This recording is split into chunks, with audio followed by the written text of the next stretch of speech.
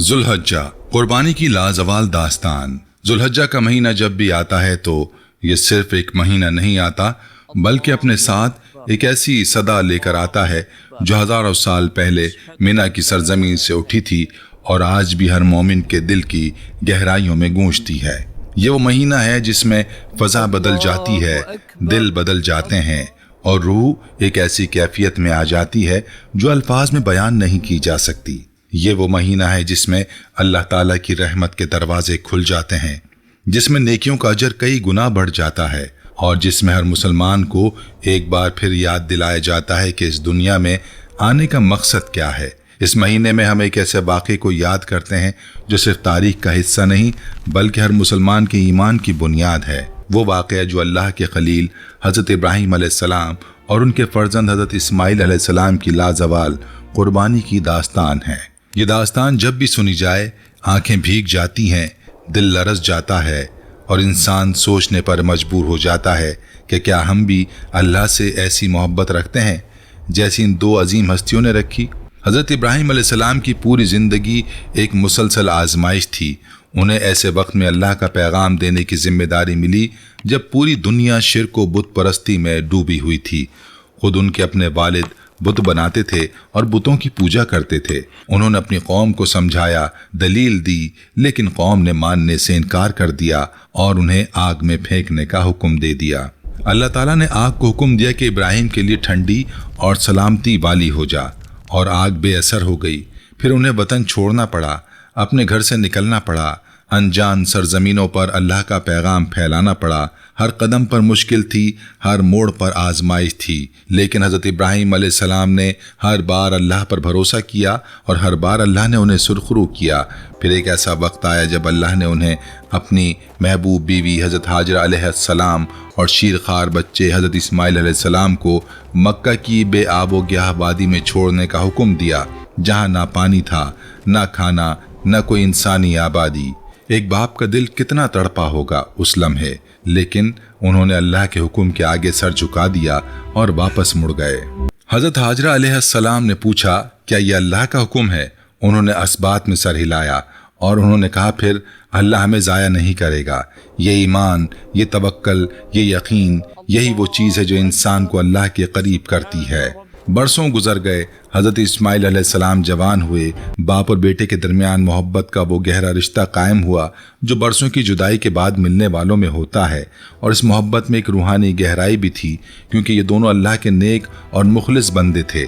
लेकिन फिर अल्लाह ताला ने सबसे बड़ी आजमाइश भेजी, वो आजमाइश जिसका तसव्वुर भी किसी बाप को कपकपा दे।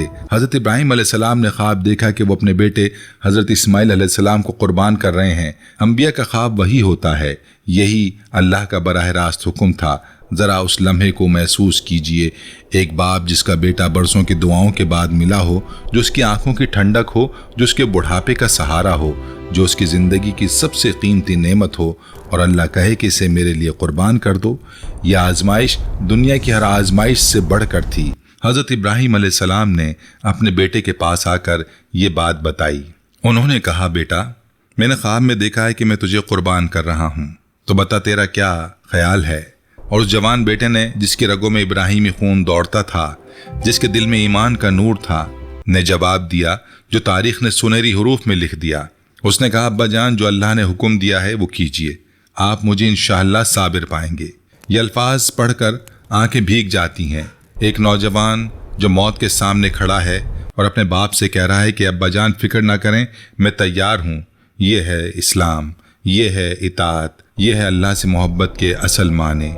जब ये बाप बेटा मिना की सरजमीन की तरफ रवाना हुए तो शैतान बेचैन हो गया। वो जानता था कि अगर ये कुर्बानी हो गई तो क़यामत तक के लिए ईमान और इताअत की ऐसी मिसाल कायम हो जाएगी जो हर इंसान को अल्लाह की राह में कुर्बानी देने की हिम्मत देती रहेगी। शैतान रास्ते में आया और उसने हज़रत इब्राहीम अलैहिस्सलाम को बहकाने की कोशिश की।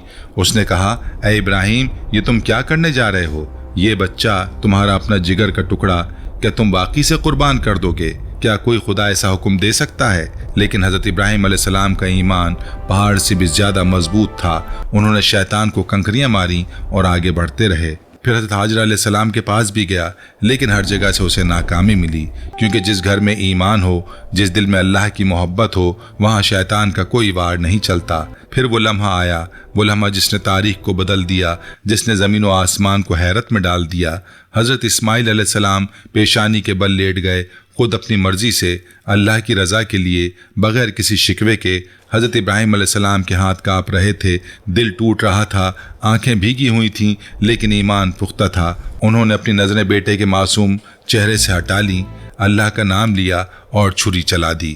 اسی لمحے پوری کائنات نے سانس روک لی، لیکن اللہ تعالیٰ نے چھری کو روک دیا۔ وہ چھری جو پتھر کاٹتی تھی، لوہا کاٹتی تھی، اللہ کے حکم سے اس معصوم گردن پر نہ چل سکی، اور آسمان سے ندا آئی، اے ابراہیم، تم نے اپنا خواب سچ کر دکھایا، تم نے اطاعت کا حق ادا کر دیا، تمہاری یہ قربانی ہمیشہ کے لیے قبول ہو گئی۔ پھر جنت سے ایک مینڈھا بھیجا گیا جو حضرت اسماعیل علیہ السلام کی جگہ قربان ہوا۔ اللہ نے ثابت کر دیا کہ جو اس کے لیے قربانی دیتا ہے، اللہ اسے کبھی ضائع نہیں کرتا۔ یہ واقعہ ہمیں سکھاتا ہے کہ قربانی صرف جانور ذبح کرنے کا نام نہیں، قربانی کا اصل مطلب یہ ہے کہ ہم اپنے دل سے دنیا کی محبت کو نکالیں، اپنے غرور کو ختم کریں، اپنی خواہشات کو اللہ کی رضا کے تابع بنائیں، اور یہ یقین رکھیں کہ اللہ کا حکم ہمیشہ ہمارے لیے بہتر ہے، چاہے ہماری عقل سے سمجھے یا نہ سمجھے۔ جب انسان اللہ پر مکمل بھروسہ کر لیتا ہے تو بڑی سے بڑی آزمائش بھی اسے اللہ کے قریب کر دیتی ہے، توڑتی نہیں۔ اللہ تعالیٰ ہم سب کو ذو الحجہ میں حضرت ابراہیم علیہ السلام اور حضرت اسماعیل علیہ السلام کی سچی روح کو سمجھنے کی توفیق عطا فرمائے، ہمارے دلوں کو اطاعت سے بھر دے اور ہماری قربانیوں کو اپنی بارگاہ میں قبول فرمائے۔ آمین یا رب العالمین۔